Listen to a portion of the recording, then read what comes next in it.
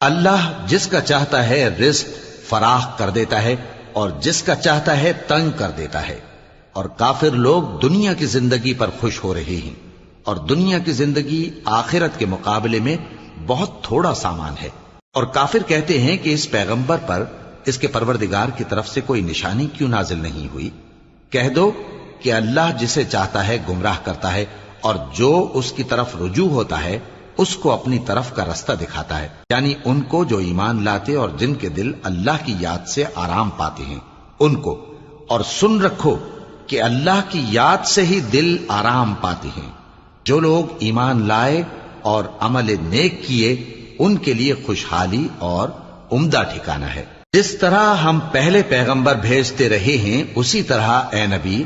ہم نے تم کو اس امت میں جس سے پہلے بہت سی امتیں گزر چکی ہیں بھیجا ہے،